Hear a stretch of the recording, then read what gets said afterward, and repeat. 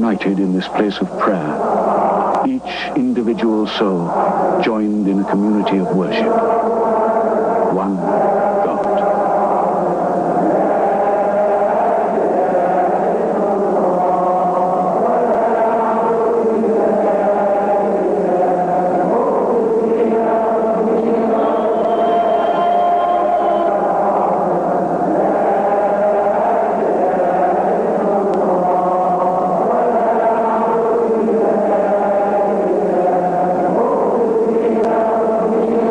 Praise God. We bear witness that there is no God except the one God. There is no other gods or idols besides Him. In the last khutbah, we reached the conclusion that you do not really believe in God unless you know that He is doing everything. You make the initial decision. This is our role. We make a decision to be with God or not. And not means you be with Satan, because there's no other choice. You're either with God or with Satan. And this is the decision we have, where we have absolute freedom of choice. After that, you're either guided by God or messed up by Satan.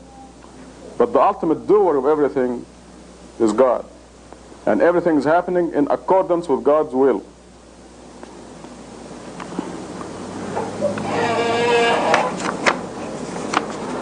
I want today to compare our priorities. I just remembered an idea. I have to write it down so I don't forget. I want to use the board here to illustrate something about priorities.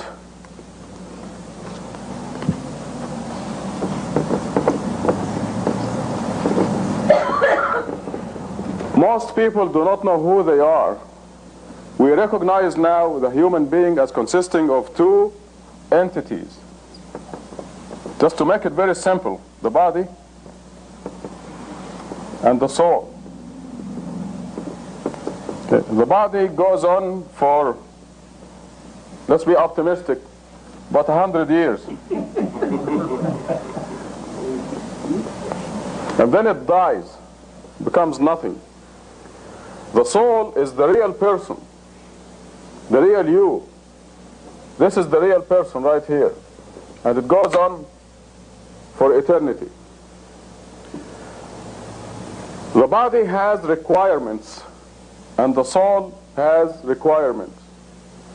The body, now what I want to compare here is what we do for this entity and what we do for this entity.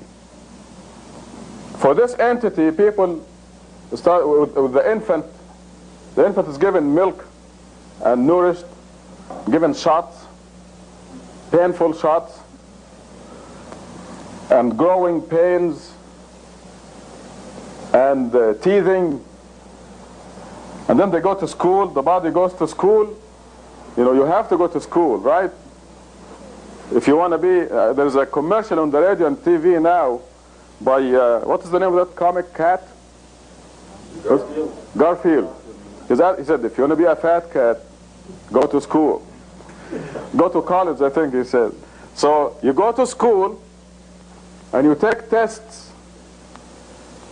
and go through the homeworks and the absence reports and chastising from the parents and the teachers and working very hard studying. You know, school is not popular with most of us. You go through grade school, junior high school, then you go to high school and all the hard work involved in it, and you're so glad to graduate only to go into college. Then you're a freshman and you study very hard and work and you're very busy, you know, devoting a lot of effort and time and money to go to school. Because, why?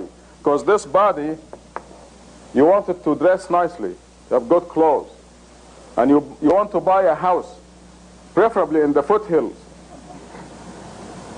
with so many rooms and luxuries and carpets and drapes. This body wants that. and you work hard for that. You graduate from college and you apply for jobs. You go to the placement office and you stand in line for the interviewers, the people who interview you, and you are very polite to be interviewed. You want to be bright. You want to pretend to be bright. And you want to put on your best appearance and some sense of humor and intelligence, abilities. You know, you pretend to be perfect for the interview, and you get the job. And then you do a lousy job and you're fired. Then you're applying for other jobs and you're miserable. You know, all this is for the body, because the body wants clothes, housing, food. And we do all this work for the body. Now, what are they doing for the soul? The average person. Now, this is the real person. Now, after all this, the body dies, goes to dust, comes nothing. There was a person, this body would belong to a person called Rock Hudson. Remember that name? Rock Hudson. Okay, he died recently. This is why you still remember him. And Rock Hudson was a very successful person. Lots of money, fame, covers, magazine covers, and the front covers, TV, movies, wealth, Beverly Hills mansion. His body had a lot of fun. And he also broke God's law, as we know, and he died in humiliation. Now the real person, Rock Hudson, does exist.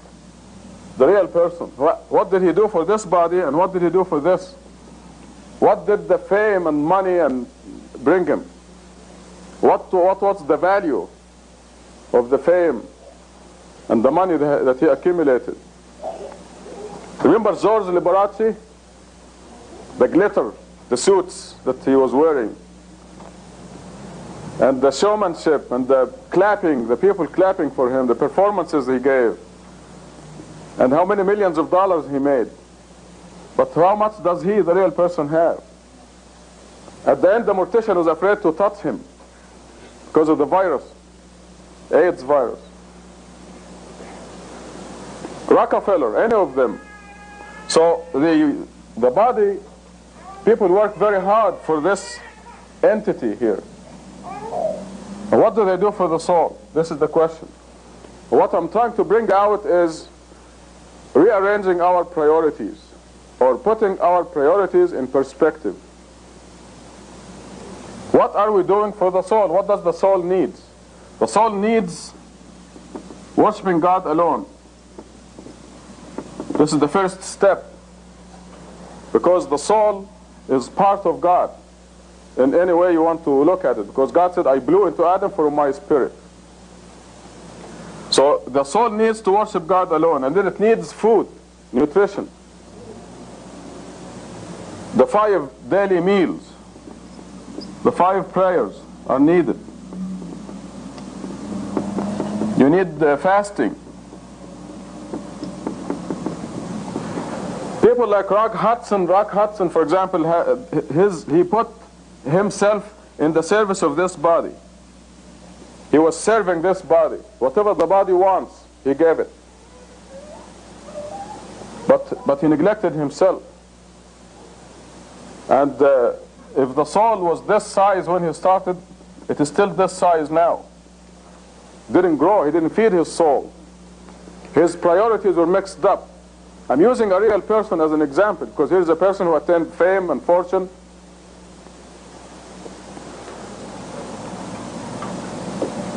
The conclusion from this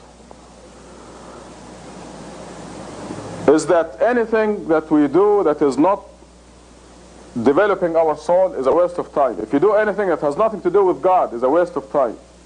So when you wake up in the morning, until the end of the day, you ask yourself, am I doing this for God? Which is another word for feeding your soul. Because anything you do for God causes your soul to grow and develop. It is actually for yourself, for the real entity. So we have to rearrange our priorities, put them in perspective. How much of the day are you doing for the body and how much are you doing for you? You went to school and suffered through examinations to have a good job. What did you do for you?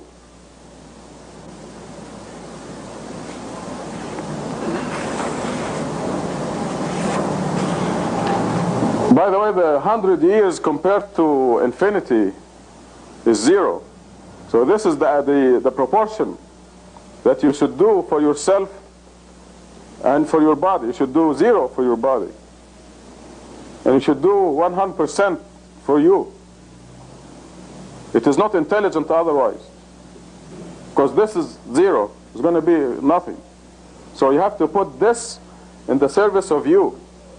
And not the other way around. Almost everybody out there has the priorities reversed. They put this in the service of a vanishing garment.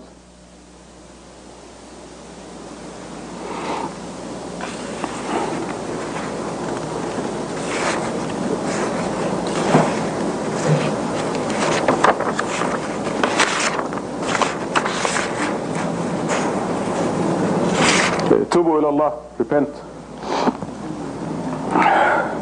تبت إلى الله ورجعت إلى الله وندمت على ما فعلت اللهم اغفر لي وارحمني بما تب علي يا رب العالمين.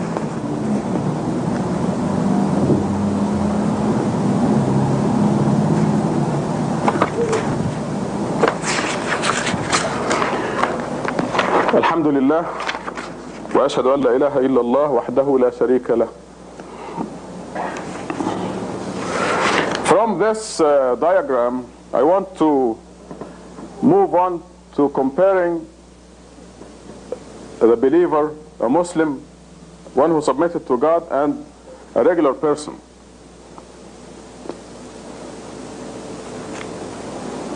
I was looking out the window the other day. I prayed my morning prayer, and about an hour later, one of my neighbors, I was looking out the window and I saw the neighbor coming out, and he was obviously very sleepy. His hair was all messed up, and you can imagine a person just got up, you know. He's walking like this, can hardly walk. You know, he's young, I mean, he's not old. His clothes are a mess, and he was out to get the newspaper.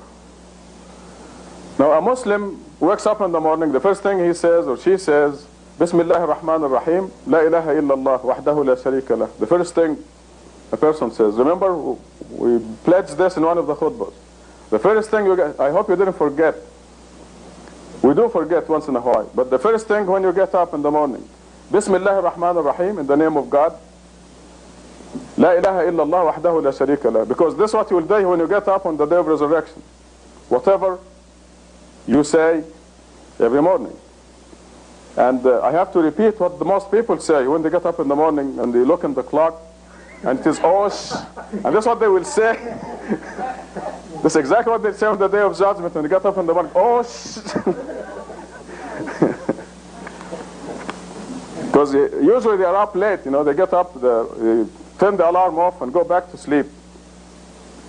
And then when they get up next time, it's too late and they utter the 4-letter words. So the Muslim gets up in the morning, Bismillah ar-Rahman ar-Rahim, La ilaha illallah wahdahu la sharika lah. When you get up on the day of resurrection, if this is a habit here, it's going to be a habit also on the day of judgment. God will see to it. God will help you. And there is no place to go to when you get up on the day of resurrection saying Bismillah ar-Rahman ar-Rahim, La ilaha illallah wahdahu la sharika lah. There's only one God. There's no place to go but heaven on the day of resurrection. So this is what the Muslim does. Now, what did my neighbors do when he got up in the morning? Looking for the paper. God is not on his mind. Let's take the average person. I hope God was on his mind, but it didn't look like it. And then the Muslim goes to do his ablution or her ablution. You go and do ablution in the morning and you pray the morning. This is the first thing you do. And this act of ablution and the morning prayer is very refreshing. You're alert, you look nice, you washed your face, you combed your hair, you will not look like this guy. I mean, he really looked terrible. You only see that in the movies. Somebody just got up out of bed, you know. The Muslim commemorates God in every chance he or she gets. The Muslim sees the sunrise and says, Subhanallah. So all these are nutritions for the soul, for you, the real person. And your soul grows will say, Subhanallah, glory be to God, as you see the sun rising. Because you're always conscious of God. The sun is rising exactly at the precise second and from the same spot that it is supposed to, without delay. And God committed that sun in your service. And you say, Subhanallah. You look at a flower and you do the same thing. Then you make a telephone call to one of your friends or associate and you say, tomorrow I'm going to do this and that, inshallah, God willing. There's a certain behavior of the person who has submitted to God, because you know that God is doing everything, and you know that you will do this and that tomorrow only because God wills. But God will do that. And the Quran gives you this very, very clear commandment. And then your kids get up and you admire them and you say, MashaAllah, this is God's giving to you. This is God's will that you have these children. And you thank God. Now the non-Muslim is unaware. God is not on his or her mind at all. And they are neglecting the real person, themselves, neglecting themselves. They'll be very careful to have breakfast. But they will not give breakfast to their soul. So you are living 24 hours a day, you are commemorating your Creator. And your Creator doesn't need that. God doesn't need any of our praise or our worship. We do. So you are being prepared for the eternal life, which is coming. You don't see anybody around who's 200 years old, do you? You haven't heard of anyone. It's coming, the day of resurrection. And then you'll be assigned that eternal rank, depending on the spot where you qualify, how much growth you did.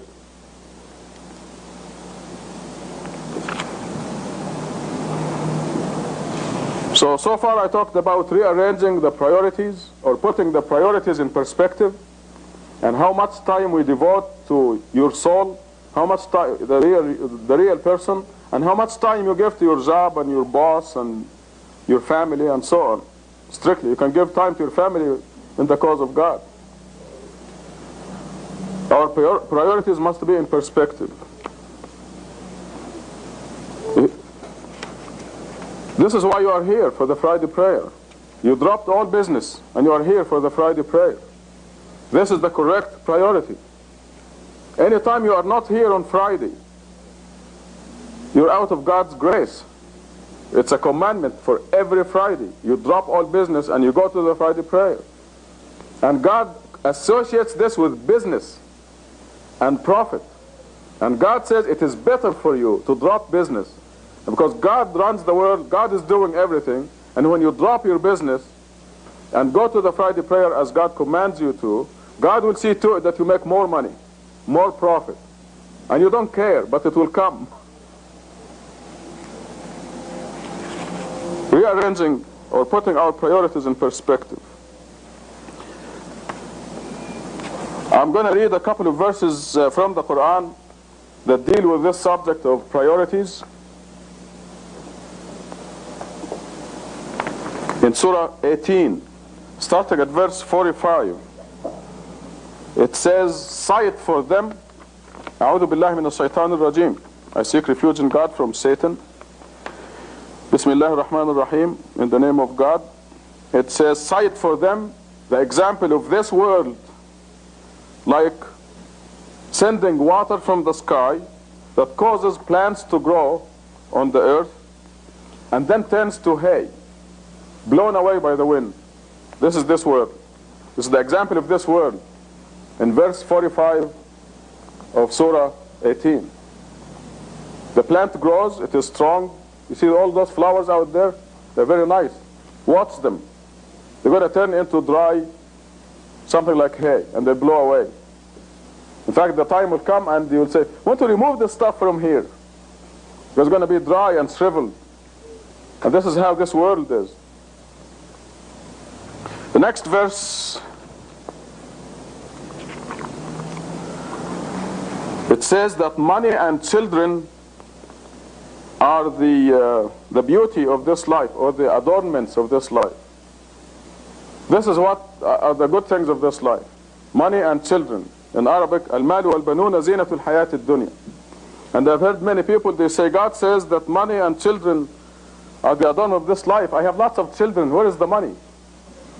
So, but generally, money and children are adorning, are the beauties or the adornment of this life.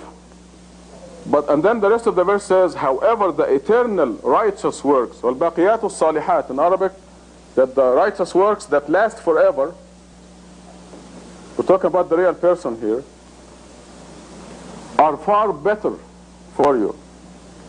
So money and children and properties in this world, they are the good things in this life. And God tells us what is better than that. Like I mentioned in the last khutbah, worshiping God alone and nourishing your real person, the Quran says, is much better than owning everything on this earth and twice as much. All the real estate in Vancouver and New York,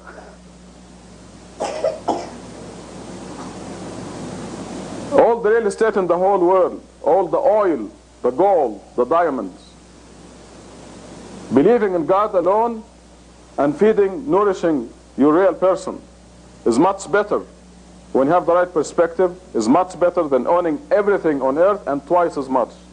So this verse 46 of Surah 18 says, money and children are the beauties or the good things of this world, but the righteous works that last forever are far better and provide better hope. وَخَيْرٌ أَمَلًا. The end of the verse is خَيْرٌ أَمَلًا. There is better hope in them. If there is no hope in the properties, Rock Hudson was very famous and very rich. George Liberati's mansion, still you can go as a tourist and look at it. But he's not there. Because there is something better that he could have acquired. That is righteous works. And developing his soul in order to withstand life next to God in the hereafter. If he didn't develop his soul, he will not stand being close to God. And verse 47 says, because the day will come when we remove the mountains and you see the earth barren, everything will go. And then we will gather every single one. The Arabic says, فَلَمْ نُغَادِرْ مِنْهُمْ أَحَدًا. We will not leave a single person. God says we're going to gather everybody for this reckoning. How much did you do for this vanishing garment? How much did you do for yourself? The reckoning is going to be automatic. But every single one will come to account.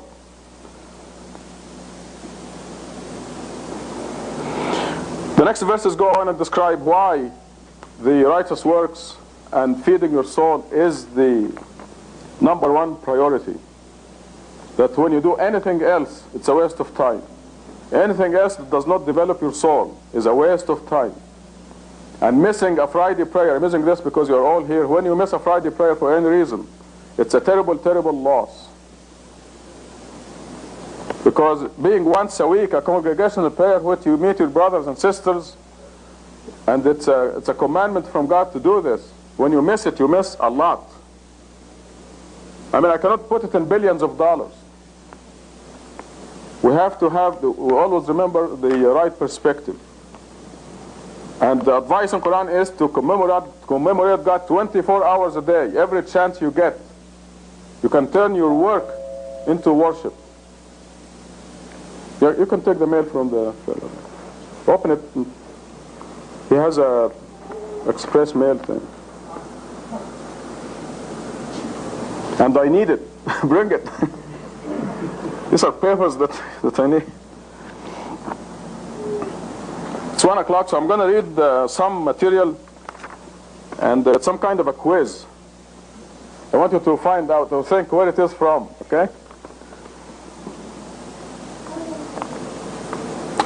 Every addition or omission of a word or even of a single letter from the sacred text of the prayers destroys the religious meaning of the prayer as a whole and is to be regarded as a grave sin, a sin which could result in eternal exile for those who commit it.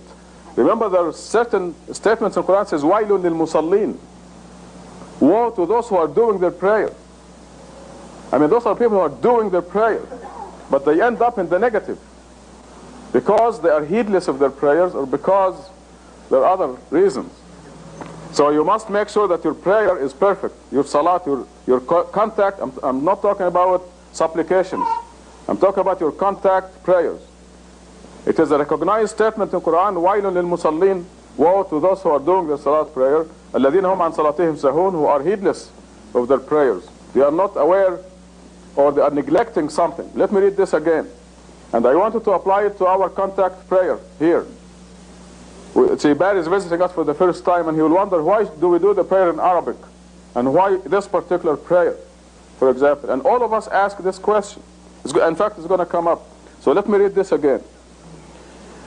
Every addition or omission of a word or even a single letter. Now, we in this mosque fully appreciate the mathematical composition of everything that's connected with our worships, the Quran, and even the bones in our body and everything else. So we should appreciate what is written here. Every addition or omission of a word or even of a single letter from the sacred text. Al-Fatiha is the sacred text that God gave us. The first surah of Quran. We cannot add anything to it. As you know, Satan succeeded everywhere in the Muslim world. They add the word Ameen. And our people in Washington, D.C. have a radio program, and I have one of the tapes here talking about this Ameen. And they got it from the dictionary, some recognized dictionary, and they read what Ameen is. It turns out to be an old Hebrew, Greek, something word that has nothing to do with Arabic. It is not in the Quran. But here, this is why Satan tricked the people into adding it. Every addition or omission of a word or even a single letter from the sacred text of the prayers destroys the religious meaning of the prayer as a whole and is to be regarded as a grave sin. So here is a person doing the prayer, committing a grave sin. Okay, let me go to another section. As I go, you will guess what I'm reading from. He and his disciples evolved a mystical theory, according to which the words and letters of the various prayers are not accidental, nor are they only vehicles for their literal meaning. I mean, ihdina as-sirat al-mustaqim, guide us in the right path. It's wonderful. But we are not saying the contact prayer for this literal meaning. There is much more to it. So listen to this. Nor are they only vehicles for their literal meaning. Their order, and especially their numbers, we certainly appreciate that, reflect a mystical harmony, a sacred divine rhythm. Next. No change can be tolerated in the text of the prayers, not even a minute one, because every change, even of one letter, would destroy the numerical harmony inherent in the text. So every letter that God composed in the first surah of Quran, Al-Fatiha, is numerically controlled. The sounds, when you say Alhamdulillahi Rabbil Alameen, this is composed by God for a specific reason, a combination that causes your contact with your Creator. Oh, listen, it's coming up. It does not matter, therefore, whether the change is beneficial from the point of view of meaning and content. I mean, you may think of composing a Shakespearean, excellent, literary marvel that praises God. It doesn't mean a thing.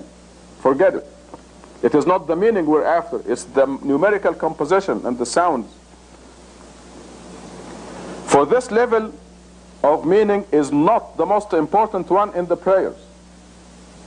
The text was formed by God, I'm adding this by God, to reflect mystical harmony, and any change would destroy it.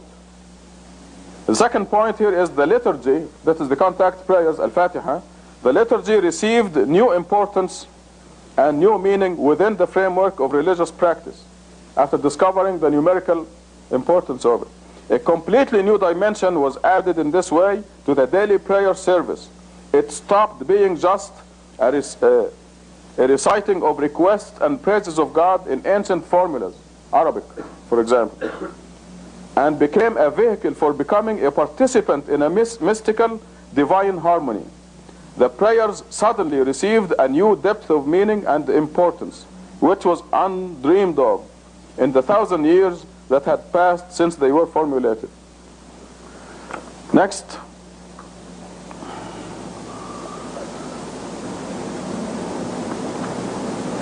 Okay, this will really tell you what this is coming from. The quiz becomes easier and easier. The fierce polemical tone of Rabbi Judah's criticism of the changes introduced by the Frenchmen in the prayers can therefore be explained as a result of his fear that the prayers may be regarded as completely human in origin and meaning, making them secular and meaningless in religious and mystical practices. A lot of people accuse me of being harsh with some people who are making changes in the prayers or in the Quran or in the practices of religion. But there is a precedent. It is fear for these people, and it is concern for them. According to him, even if the content and meaning of the prayer is religious, expressing love and devotion to God, it still will be just, quote, a secular song like that of the non-Jews, if it does not have the added mystical dimension of hidden truth, which cannot be revealed by the literal meaning of the words alone. In his polemic, Rabbi Judah does not defend only the specific tradition of prayer which he received from his parents and teachers. He also defends prayer as an elevating force, forming a salat, a connection between man and God, a connection that no mere words can achieve. So it's not just the words, there's a numerical mysticism in it. And the last section, all God-fearing people, when they pray, have to direct their prayers. When they say, blessed is God, alhamdulillah, when they say, quote unquote, blessed is God, and when they kneel before him and thank him and direct their prayers in their hearts only to his holiness alone, within which is his glory and which has neither form nor image. You direct it to God alone. أقم الصلاة.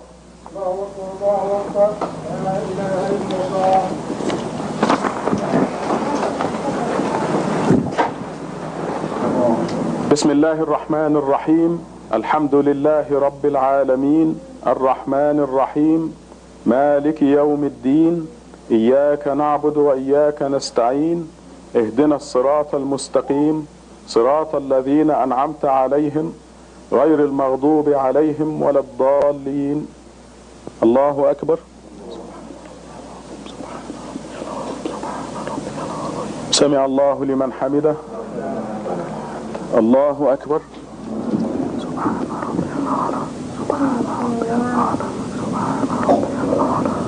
الله أكبر.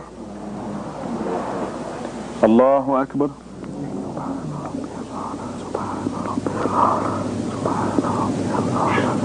الله أكبر. بسم الله الرحمن الرحيم. الحمد لله رب العالمين الرحمن الرحيم مالك يوم الدين إياك نعبد وإياك نستعين اهدنا الصراط المستقيم صراط الذين أنعمت عليهم غير المغضوب عليهم ولا الضالين.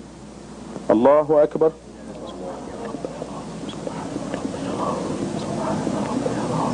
سمع الله لمن حمده. الله أكبر.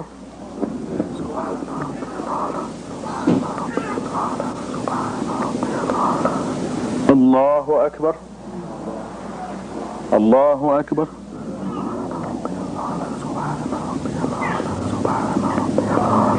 الله أكبر. أشهد أن لا إله إلا الله السلام عليكم ورحمة الله.